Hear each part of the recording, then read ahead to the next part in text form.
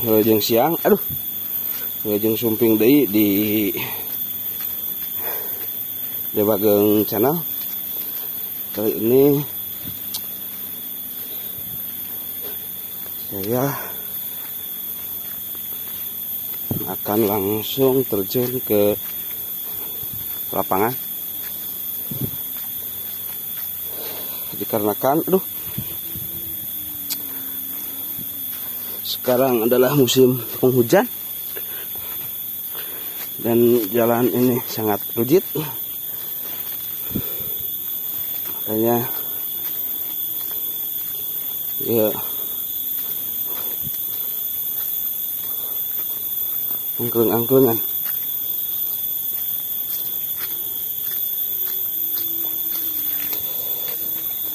Aduh.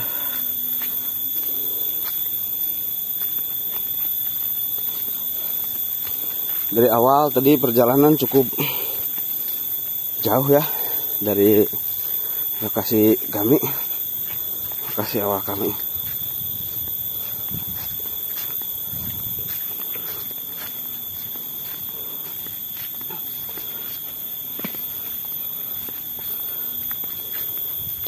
Ini berada di kawasan Manggung Sari, Manggung Sari.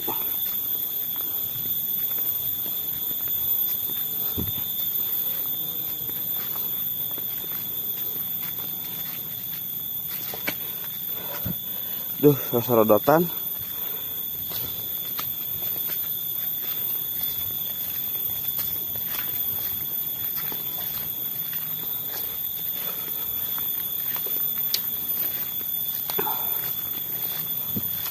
Aduh.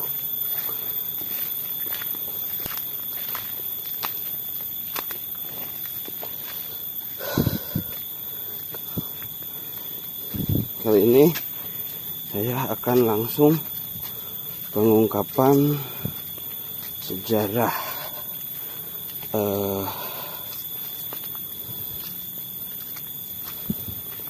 Jamu Dwipa ya. Langsung ke lapangan. Karena katanya di Jawa Barat belum ditemukannya prasasti yang berbentuk timbul. Bukan tidak ada, tapi belum ditemukan. Tapi menurut saya ada. Kali ini saya menelusuri langsung ke lapangan yang katanya ada.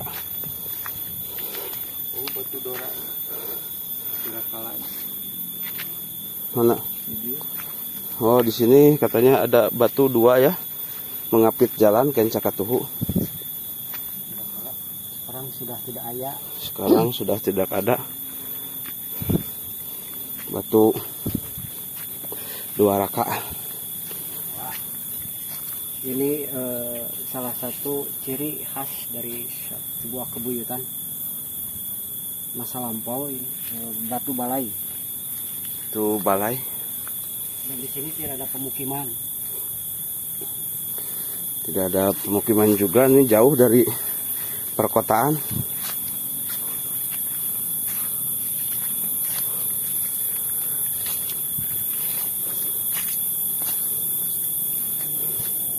Iya.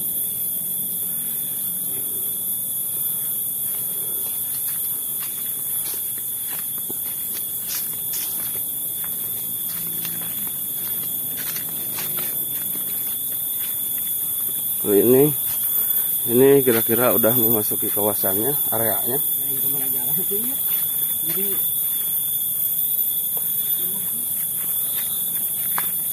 Ini jalannya sudah tertutup sama rerumputan, jujukutan, ya. Iya. Kenangan jadi rambut iya. Ya. Kita berlanjut penelusuran mencari jalan untuk memasuki kawasan petilasan Sri Begawan Jambu Dipa.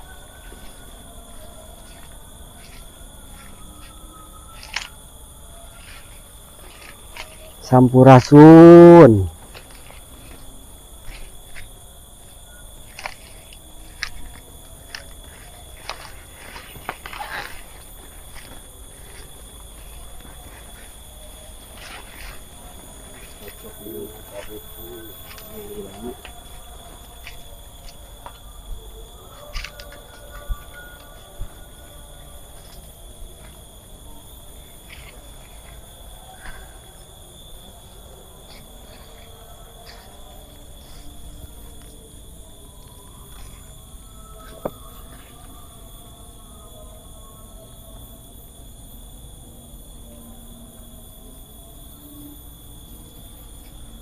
Di sini kita sudah memasuki kawasan petilasan Begawan, Sri Begawan Jambu Dipa.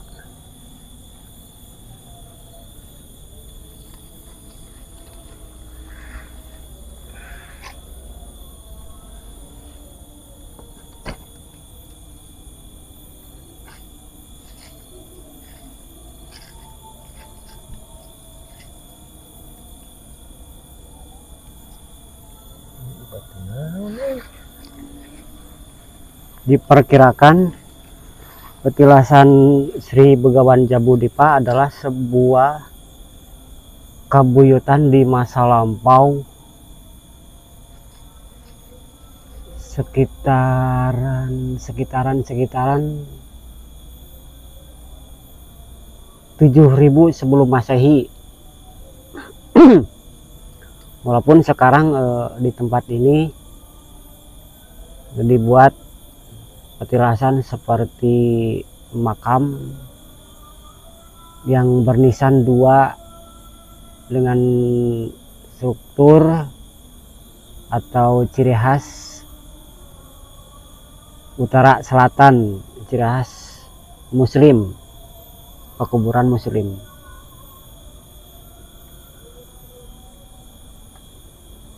Karena di sini ditemukan sebuah prasasti kuno dalam tulisan prasasti Timbul, tulisannya Timbul, juga tulisannya bukan tulisan huruf Palawa ataupun bahasa Sanskrit.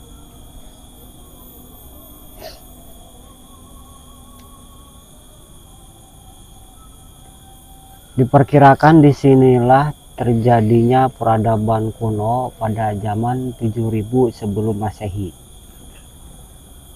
Di sebelah utara dan timur terdapat sebuah sungai, Walungan Citanduy kalau kami menyebutnya.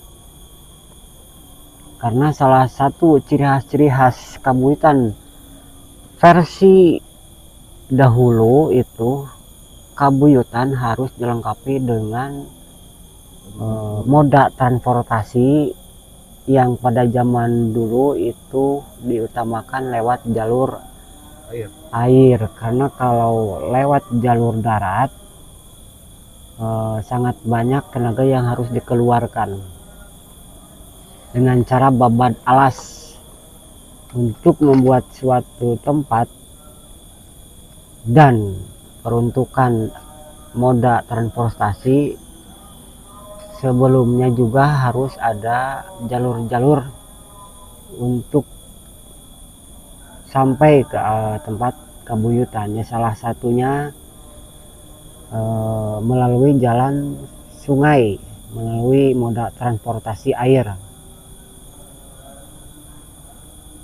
Mungkin pada zaman dahulu sungai-sungai di wilayah kita sangat lebar-lebar. Sekarang juga Citanduy sekitaran lebarnya 10 meter lebar badan. Karena mungkin terjadinya erosi, longsoran, ataupun itu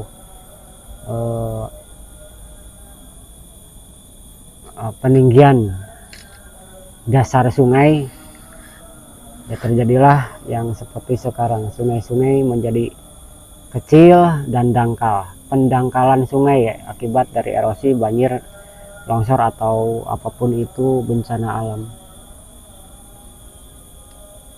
Dan dari sini tidak jauh ke wilayah Citanduy, hanya berjalan kaki sekitar 200 meter lebih dari tempat ini, dari tempat Kabuyutan Jambudipa. Dan disinilah kami menemukan prasasti batu kuno dengan bertuliskan sangat-sangat kuno. Dan sebetulnya di sini juga ada lingga, cuman kami tidak mengupdate-nya, bukan mengupdate, dan tidak terlalu mengeksposkan karena mungkin keterbatasan kami dan juga rekan-rekan kami di sini.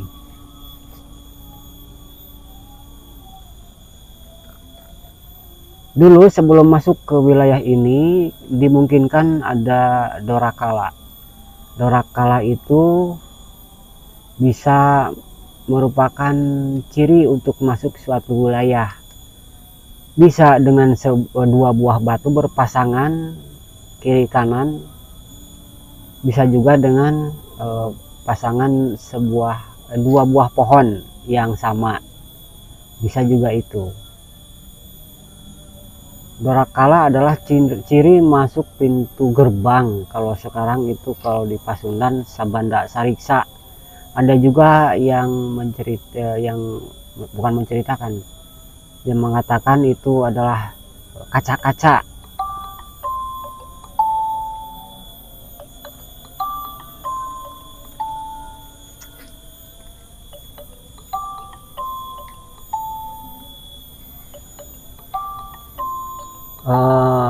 Suasana di sini sangat bagus karena memang jauh dari pemukiman, dari jalan arteri juga jauh, ada sekitar 500 meter dari sini, dari wilayah ini untuk menempuh jalan arteri, jalan perkampungan.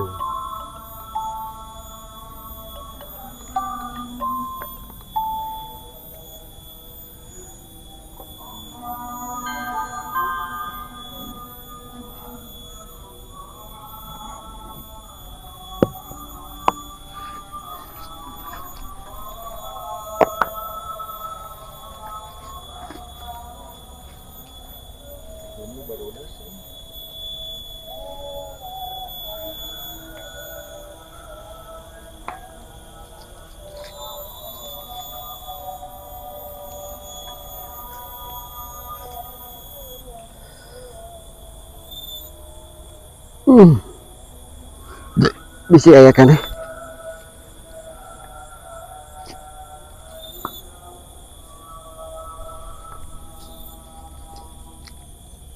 Oh, ada beda karakter batu yang di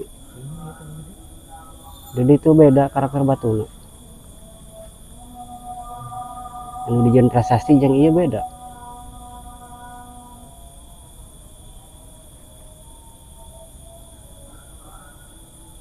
Lima batu kali biasa.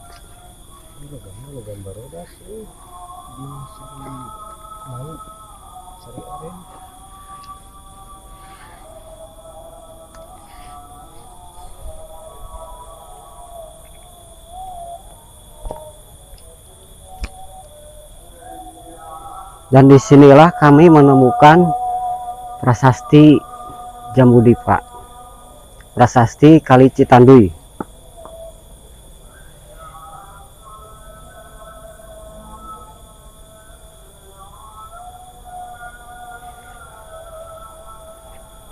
Dulu di sini ada sebuah pohon besar dua.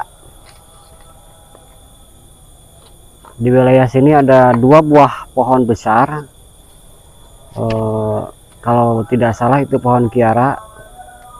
Hanya saja pohon itu ditebang oleh masyarakat sekitar karena dibilang angker, karena dibilang banyak penampakan, karena dibilang mengganggu masyarakat. Pada jauh dari posisi perkampungan. Saya rasa tidak mengganggu mereka, cuman mereka memasuki wilayah sini, jadi akibatnya mereka makhluk yang berada di wilayah sini merasa terganggu.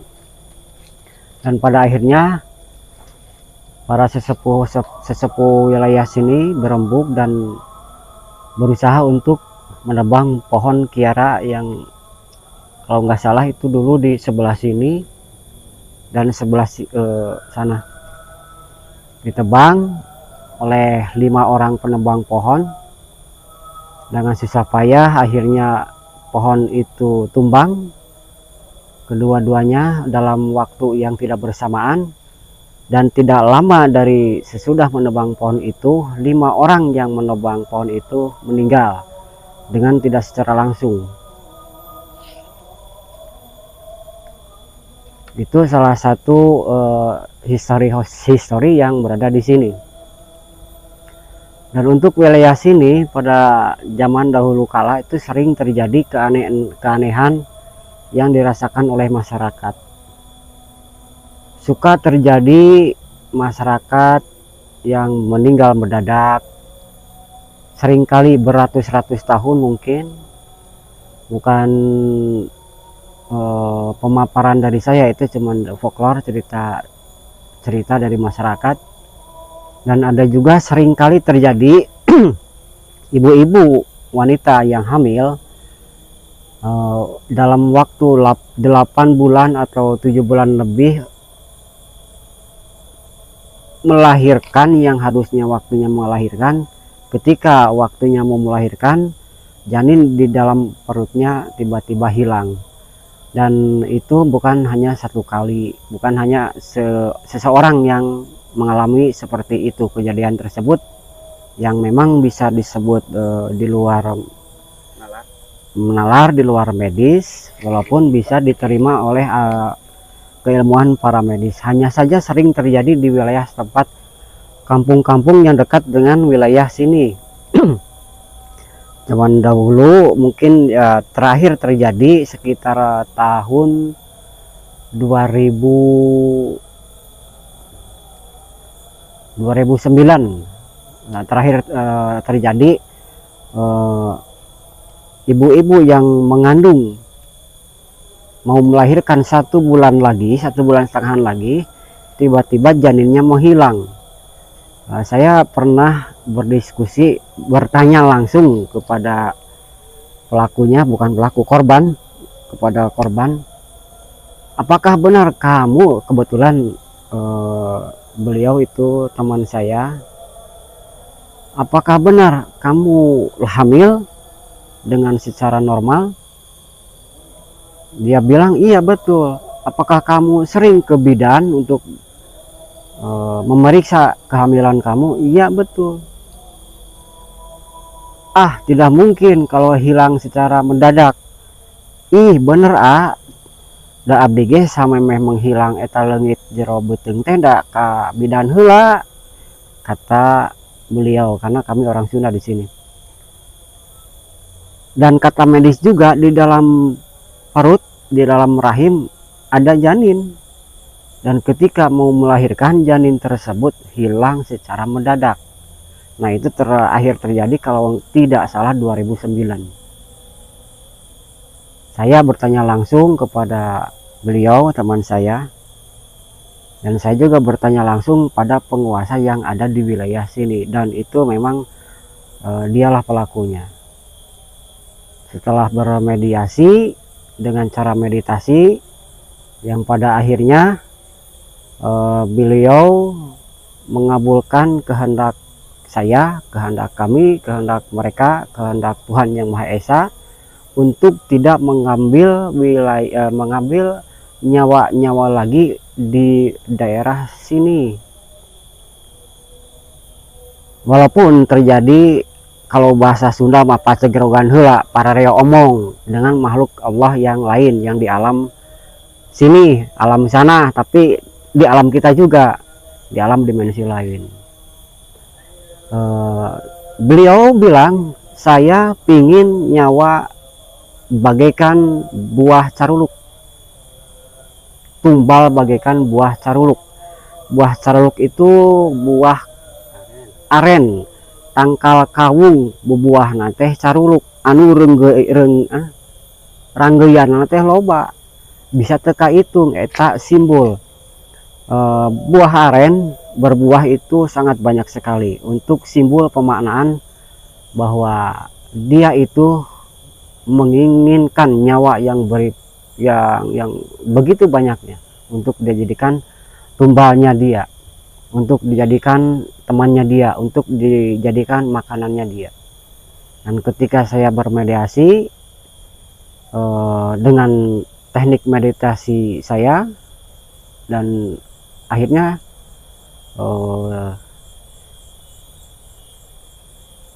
berhasillah mediasi itu. Kalau bahasa orang mah non guys, jadilah gitu, setuju gitu. Ada kesepakatan antara saya dan makhluk Tuhan yang lain di alam lain, ada kesepakatan yang pada akhirnya ya sudah sampai sini begitu. Dan ada satu syarat, saya ambil energi mereka di alam sana, yaitu sebuah prasasti yang disimpan di sini. Coba disut Kang Jajang. Dulu prasastinya disimpan di sini, berdiri sebesar ini. Mohon maaf, bentuk prasasti itu tidak akan kami publikasikan karena untuk keamanan semuanya. Ya boleh ambil prasasti itu, tapi jangan sampai antal karena tanah. Bukan apa itu bicaranya bahasa Indonesia itu sekrada ribet. Jangan sampai menyentuh tanah dari awal diambil dari sini sampai dibawa ke rumah. Nah, saya bawa prasasti yang berada di sini ke rumah, tidak menyentuh tanah. Yang akhirnya kesepakatan itu terjadi untuk wilayah sini. Tidak terdengar lagi masyarakat yang kehilangan janinnya di dalam perutnya, khususnya para ibu-ibu dan wanita hamil, dan kematian mendadak untuk masyarakat wilayah sini, karena sudah terjadi persetujuan antara saya dari golongan manusia dan beliau dari golongan siluman selemin di alam sana. Dan itu bukan bukan buta hijau, bukan. Itu lain deh. Biasanya kan kalau yang meminta persembahan tumbal itu buta hijau atau apapun Batara Kala. Dan mungkin juga bisa dikatakan beliau ada semacam reng-rengan Batara Kala juga mungkin, karena Batara Kala sangat suka dengan nyawa-nyawa orang yang malawung, yang malawidang, yang apa itu, hatinya itu suka kosong, berpikirnya itu suka kosong, hatinya itu kotor, cara berpikirnya itu kotor, dan mereka sangat suka sekali. Dan itu adalah untuk beliau tumbal yang segar. Nah, edukasinya untuk kita hidup di dunia ini harus saling menghormati, saling mengasihi, saling membantu, saling menjaga. Kita dengan kita, manusia dengan manusia, kita dengan saudara kita, kita dengan keluarga kita, kita dengan masyarakat, kita dengan umat, kita dengan rakyat, kita dengan makhluk Tuhan yang di alam sana, kita dengan makhluk Tuhan yang di alam sini, seperti contoh batu, kayu, tanah, air, pohon, dan semacamnya, dan berbagai macam yang ada di dunia ini.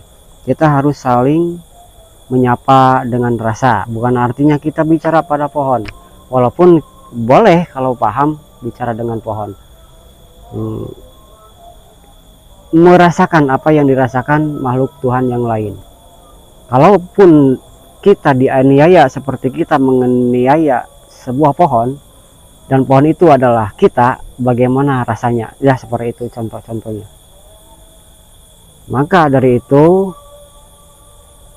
kita disarankan untuk saling mengasihi, saling menyayangi, Rahman dan Rahim, seperti itu.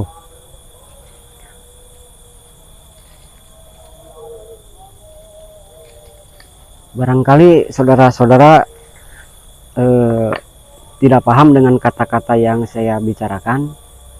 Mohon maaf karena penyampaian bahasa yang kurang ngajalur, kalau bahasa Sunda mah kurang entep sireuh.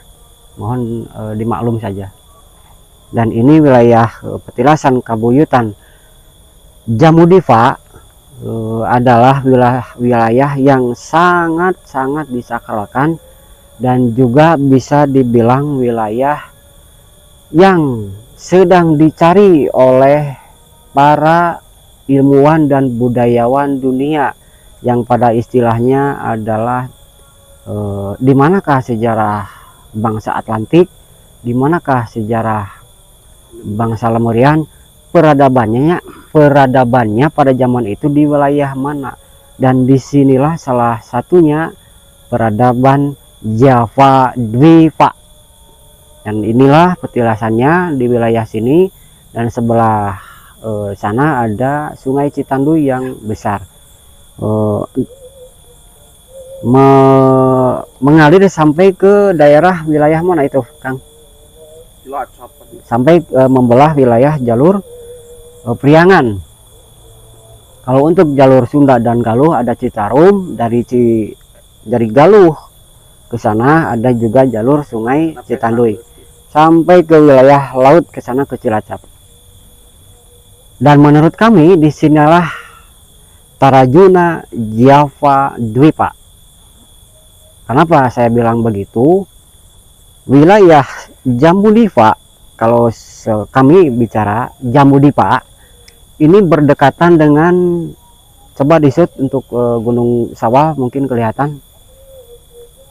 Ke sebelah sana ada Gunung Sawal, hanya saja tidak terlalu jelas rimbun pepohonan. Dan sebelah sini adalah wilayah Gunung Agung, Gunung Galunggung.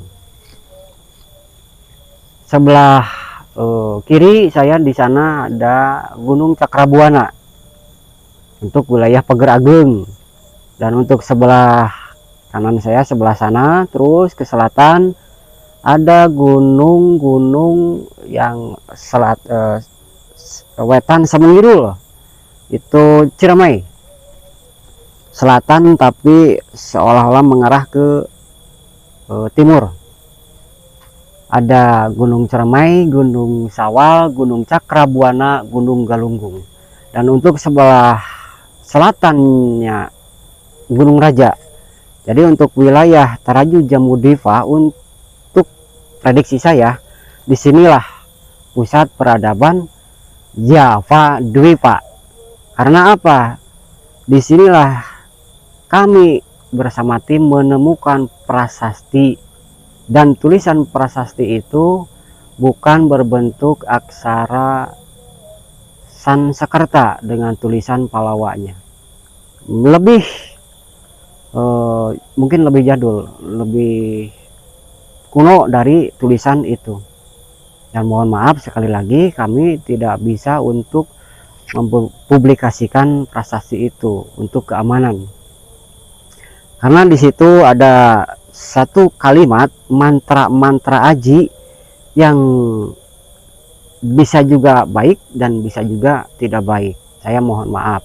Untuk publikasi prasasti Jambudipa, Java Dipa tidak akan kami publikasikan.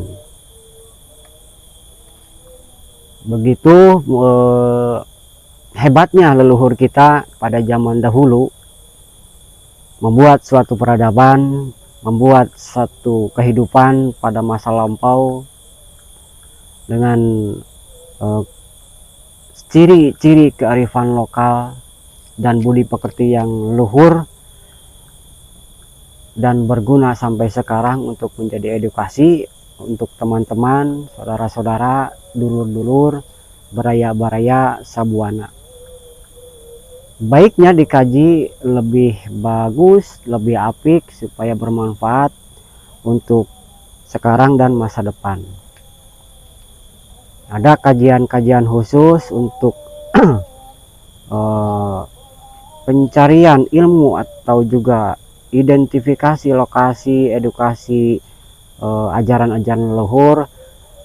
Ayo kita bersama-sama, mari kita bangkitkan negeri ini, bumi pertiwi ini menjadi terhormat di mata dunia. Begitu juga untuk teman-teman kaum milenial, jangan merasa kita tertinggal dengan sejarah-sejarah leluhur. Kita coba untuk belajar bijak dalam mensikapi histori, legenda, hikayat, filosofi, atau sindir sampir bahasa-bahasa leluhur yang telah kita tinggalkan karena ada peradaban-peradaban yang baru. Yuk mari kita teliti lagi, kita sikapi, kita pahami, dan kita kerjakan. Pek pok prak, kata orang Sunda, kata kami, ayeuna sampeurun jaga. Terima kasih, mohon maaf barangkali saya atuh kalau bahasa Sunda mah ada orang Sunda mah gitu ya. Kalau bicara teh selalu make mohon maaf. Dengan pasti bahasa ungkara rasa kurang merenah. Mohon maaf. Tata bicara saya, kami dan tim apabila tidak terlalu enak didengar, mohon maaf. Pun tabe pun amit ampunun paralun sampurasun.